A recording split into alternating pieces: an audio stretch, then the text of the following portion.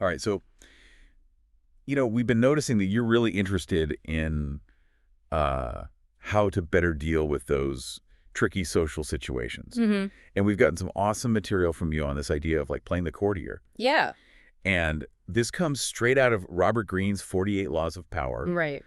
Think Baldassar Castiglione. Hmm. Think Henry Kissinger. Yeah. These people who were wielding influence with grace and Huh? strategy. Uh, So get ready, because we're going to unpack some serious social intelligence. It really is interesting how this whole idea of the courtier, Yeah. it's often associated with, historical figures, but it's actually a really powerful tool in the modern world. Right. And it's not about, manipulation or anything. It's about really understanding all the nuances of power dynamics and using those to your advantage. Okay, so before we get into the specifics and the techniques, Yeah. let's just take a step back and really set the stage. Right.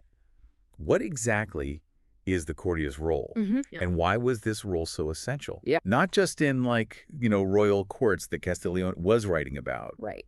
but even today. So you have to imagine these Renaissance courts where power wasn't just about brute force. Uh-huh. The courtier was a master of subtle influence, Yeah. and they achieved their goals through charm and wit and tact. Mm. And it was really all about understanding this very intricate dance of power Yeah. and knowing how to maneuver within it. Okay. And it might be surprising, but these principles are actually still relevant today. Mm-hmm. Whether you're moving up in a company, Right. navigating a social circle, or Yeah. even a family gathering. So it's less about, like, commanding authority Yeah, and more about, like, strategic social maneuvering. exactly. It's about understanding that power exists in every interaction, Mm-hmm. and the courtier is the one who knows how to use it with finesse. Okay. Take Castellina's The Book of the Courtier, for example. Yeah. It was like the ultimate guide to courtly behavior back then. And it outlined all the qualities of the ideal courtier. Okay, so what did Castiglione think were the hallmarks Yeah. of a true master of the social game? Well, he emphasized this delicate balance. Mm-hmm. You had to have humility, but also confidence, Mm-hmm. intelligence, but also discretion, Yeah. wit, but you could never stray into being offensive. Right. These weren't just like random traits. They were tools for both survival and advancement Okay. in this world of courtly politics. It sounds like walking a tightrope. Yeah. You've got your ambition, but you also need to never outshine the people in power. Exactly. Think of it as navigating a really complex social hierarchy.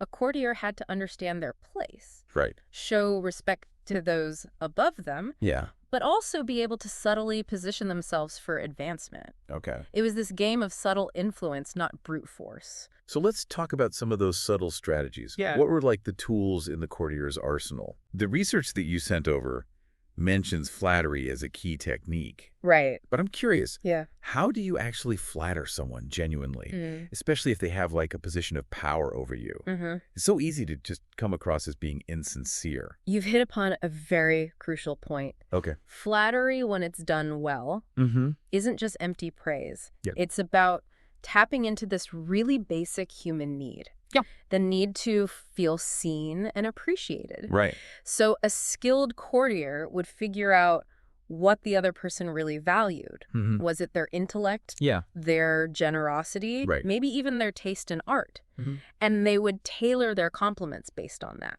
Okay. So it's all about making the other person feel understood, not just praised. So it's almost like psychological targeting. Yeah. You figure out what their deep needs are, and you kind of reflect those back to them in a positive light. You could say that it's about recognizing that every single person, regardless of their position, craves validation. Mm-hmm. The courtier just understands how to give that validation Right. in a way that feels authentic and meaningful. Okay, so we've got flattery Yeah. as one technique, Mm. but what about when you have to disagree with someone? Right. Especially someone who, could affect your future. Yeah. How did courtiers navigate those tricky situations? That's where the art of strategic disagreement comes in. Okay.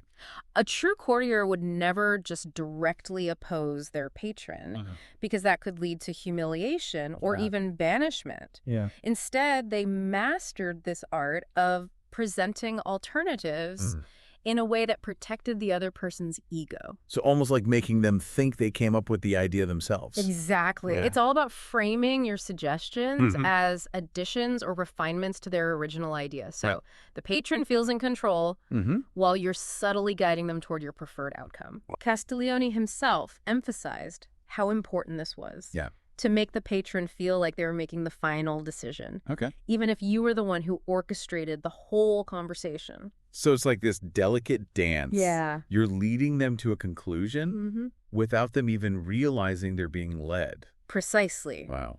A true courtier understood that you had to protect the other person's sense of agency. Yeah. That was crucial to keeping your influence and getting what you wanted. It sounds like mastering this courtier game requires a really deep understanding of human psychology.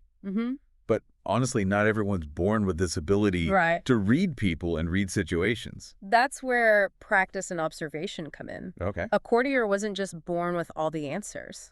They would hone their skills through observation of the people around them, studying how power dynamics work, and learning how to anticipate reactions. So it's like they're constantly gathering intel, analyzing social cues, and then refining their strategy. Absolutely. They understood that every single interaction, every conversation was an opportunity to learn and to improve their approach. And this brings us to another really important part of being a courtier. Yes. Timing. I can already see how this is so crucial in this whole game of influence. You know, knowing when to speak up, knowing when to hold back, knowing when to make your move. Exactly. It's all about reading the room, right? It's more than just reading the room. It's about understanding the rhythm of power. A courtier who understood timing could subtly guide a conversation, influence decisions without ever seeming like they're forcing anything. They knew when to give a compliment, when to suggest something different, and when to just sit back, observe, and gather information. It's like they're playing 4D chess, and everyone else is stuck playing checkers. That's a great analogy. A master courtier could anticipate moves, plan their strategy, and execute it perfectly. Wow. All while making it look easy. This is all super fascinating. Yeah. But I have to admit, it still feels a little abstract. Okay. Can we make this a bit more concrete? Sure. You mentioned Henry Kissinger earlier. Right. How was he like a modern courtier? Kissinger is the perfect example of how these principles can be used today. Okay. He wasn't a king or a duke. Yeah. But he was navigating this complex world of international relations with a courtier's finesse. So how did he play the courtier game on like a global scale? Yeah. What were some specific things he did? Well, just think about his role in U.S. foreign policy. During a pretty turbulent time, he was a master at building relationships with world leaders, using charm and diplomacy to get what he wanted. He understood that you have to make the people in power feel heard and respected, even when you're subtly guiding them toward your own goals. So he was like a courtier in a suit. Yeah. You know, navigating the world stage. Yeah. With these principles of subtle influence. Exactly. Oh. And his success really shows us that these concepts are still powerful, even in a world that's very different from the Renaissance courts. It makes you wonder if Kissinger could use these techniques on such a large scale. Yeah. What can the average person learn from him? Is this something anyone can do? Absolutely. It's not about being born with some magical ability. It's about improving your social intelligence. Okay. And the first step is understanding the power dynamics in your own environment. All right, so let's get practical then. Okay. How do you start to identify and understand those power dynamics? Yeah. Is it as simple as just figuring out who's in charge? It's a little more nuanced than that. Power isn't always about titles or official positions. It can be about influence, connections, access to information, even just the ability to persuade people. But like you have to map out these invisible lines of influence. Exactly. In your own world. Right. You figure out who's pulling the strings, who holds the keys to the kingdom, yes, so to speak. It's about identifying the influencers, the gatekeepers, the decision makers, both the official ones and the unofficial ones. And then, of course, understanding their motivations, their goals, even their weaknesses. Right. So it's like reconnaissance. You gather intel before you make your move. Precisely. Wow. The more you understand the people around you, the better you can navigate your social world and set yourself up for success.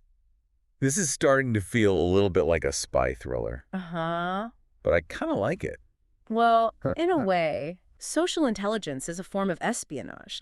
You gather information, analyze patterns, and use that knowledge to your advantage. But I imagine there's this fine line between being strategic and being manipulative.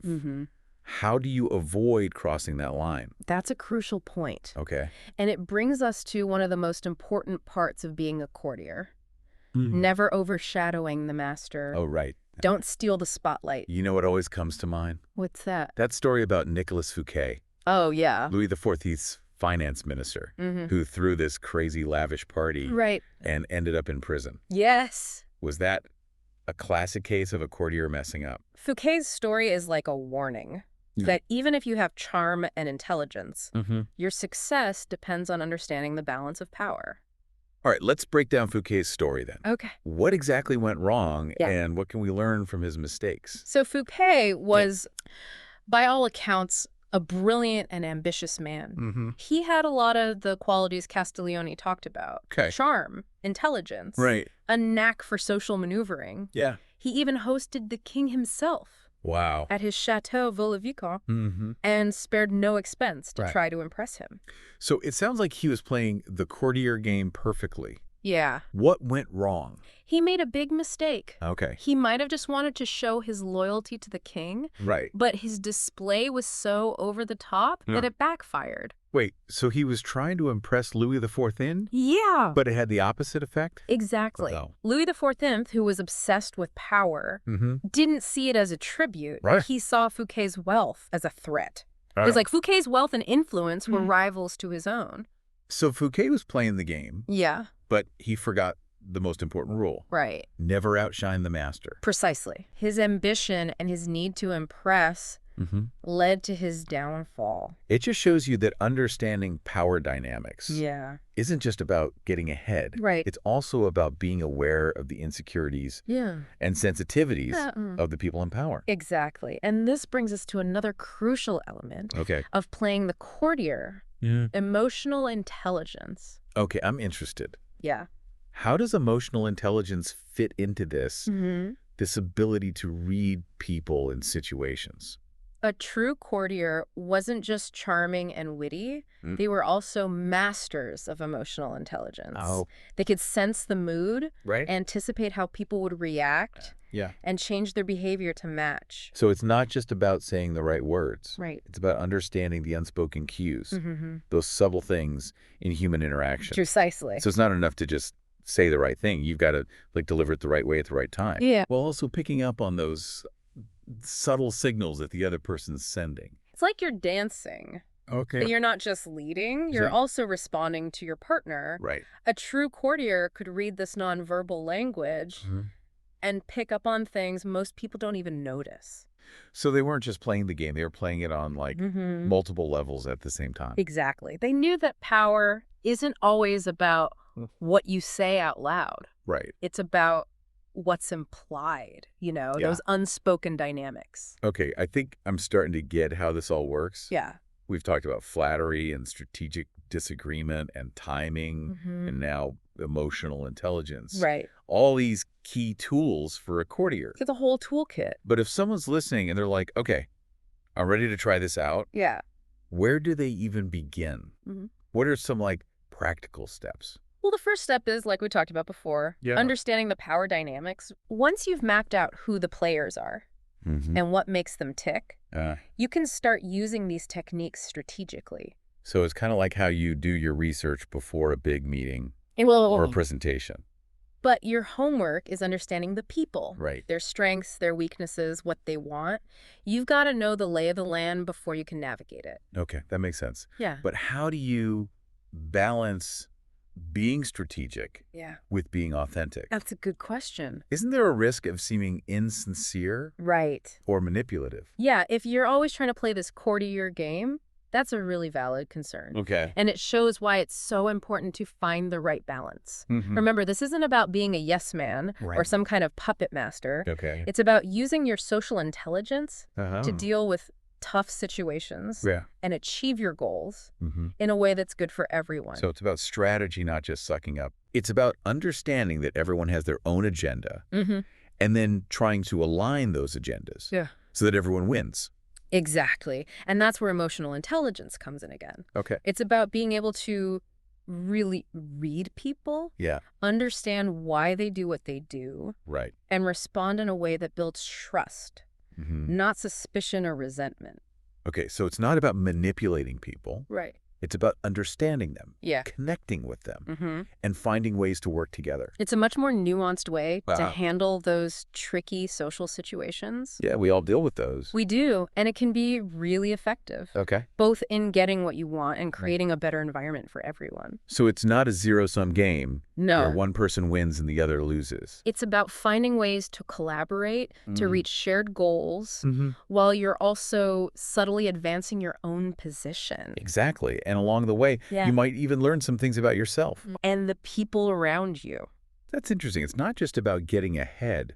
It's about personal growth, too. Yeah. Becoming more aware of the complexities of relationships. Right. And the more you practice these skills, the more natural they become. Okay. You start seeing those little cues. Yeah. You anticipate the reactions. Right. And you handle those complex situations with a grace and ease that you wouldn't believe. So it's like you're developing a sixth sense, like a social radar. A social radar. I like that. That helps you navigate the world. It helps you navigate the world with more confidence. Okay. And the best part is anyone can do it. It doesn't matter what your personality is like or where you came from. It's about being observant, being mindful of how you interact, and always trying to improve. Okay, so we've covered a lot here. We have. We've talked about the history, the main ideas, modern examples, and even what people can actually do. But before we finish up, is there anything else that's really important to understanding this whole playing the courtier thing? Are there any traps to avoid? There's one more thing I want to emphasize. Okay. It's about finding that balance between being assertive and being respectful. Okay. A real courtier understood that being too submissive makes you look weak, maybe even untrustworthy. But being too aggressive can alienate the people in power. And cause unnecessary problems. So you have to find that sweet spot. Exactly. You know, that delicate balance. It's about choosing your battles, knowing when to push your own agenda, and when to step back and let others lead. It sounds like a constant adjustment. This careful dance between your own interests and those important relationships. And the more you practice, the more natural it becomes. You start to get a feel for it. Okay. You know, when to push and when to hold back. This all makes sense, but I imagine it's harder to do than to talk about. Of course, especially when things are tense and emotions are running high. It takes practice. And self-awareness. And being willing to learn from mistakes. But the rewards can be big. Not just in your career or your social life, but in your personal growth and fulfillment, too. So it's not just about getting what you want. No. It's about becoming a better person along the way. Exactly. And I think that's the real legacy of the courtier. It's not just about playing the game. It's about mastering how we interact as humans. And using that to create a more fulfilling life for yourself and the people around you. That's a great way to put it. Thanks. So to wrap things up for our listener, what are the most important things to remember about playing the courtier in the modern world? I would say the key takeaways are these. Understand the power dynamics. Master the art of subtle influence. Be adaptable in how you approach things. And most importantly, find that sweet spot between being assertive and being respectful. So be observant, be strategic, be flexible, and respect that balance of power. Exactly. Got it. If you can do that, you'll be able to get what you want without causing unnecessary problems. So it's not about being sneaky or manipulative. No, it's about using your social intelligence to create situations where everyone wins. And remember, playing the courtier isn't just about your own goals. It's also about making a more positive environment where everyone feels valued and respected. It's about creating a world where power is used with more grace. Yes. More empathy and more understanding. That's a legacy worth working towards. Definitely. It's interesting as we're talking about all this, it makes me think about the people who have power, but they don't show it off. Right. It's not the ones making a lot of noise. It's the ones working behind the scenes, shaping things quietly. You're getting at a really fascinating part of the courtier's role. Okay. It's not always about being in the spotlight. Right. Sometimes real mastery is about influence without needing recognition. So think of those advisors. Yeah. Those strategic thinkers. The ones who are working behind the scenes. Yeah. Guiding decisions without taking credit. It's like they're the puppet masters, pulling the strings, but no one sees them. Right. Are we saying those people are like modern courtiers? In a way, yes. Okay. They understand that true influence often comes from subtlety. It's about giving guidance and support and wisdom, but not taking over. Right. You don't want to overshadow the person in charge. Yeah. They know their value is in being that right-hand person. Exactly. The trusted advisor. It's kind of a paradox, isn't it? Yeah. You have power, but you don't show it off. Right. It's like playing the long game. Building trust-giving suggestions instead of orders. They get that lasting influence comes from relationships and respect, not from forcing people to do things. It's a more subtle approach to leadership. Yeah. But it can be very effective. But how do you walk that line? How do you make sure people value your input? Right. That you're not being taken advantage of? That's where good judgment comes in. Okay. A true courtier, whether they're in a royal court or a company boardroom, they can really judge a situation. They understand people's motivations. They know when to speak up. Right. And when to step back. And they know their own worth. They're not afraid to stand up for themselves. So it's not just about being nice and charming. No. It's about knowing your own value. Yeah. And making sure others see it too. And remember, playing the courtier doesn't mean giving up on your own goals. Right. It's about finding ways to line up your goals with the goals of the people you work with. You create situations where everyone wins, where individual success helps everyone achieve more. So it's not about being a pushover. No. It's about working together strategically. Yeah, you use your social intelligence to navigate tough situations and reach your goals in a way that benefits everyone. It's about understanding that working together is often more powerful than fighting. Yeah. That building strong relationships based on respect and understanding can lead to much more success. Okay, so we've really explored this idea of the courtier. We have. We've looked at the history, the techniques, and how it applies in the modern world. So what's the big takeaway for our listener? What do we want them to remember? I'd say the art of the courtier is really the art of connecting with people. Okay. It's about understanding power dynamics, but it's also about empathy, respect, and creating situations where everyone benefits. It's not about tricks or manipulation. No. It's about using your social intelligence to handle the complexities of relationships in a way that's good for you and the people around you. Exactly. It's about recognizing that we all have something to offer. Right. And that working together, understanding each other, can help us achieve so much more than we ever could alone. This has been such a great conversation. I agree. I feel like I have a whole new understanding of how social dynamics work. Yeah. And I'm sure our listener feels the same way. I hope so. Any final thoughts before we wrap up this deep dive? Yes. Embrace the art of the courtier. Okay. Observe, adapt, and influence with grace and purpose.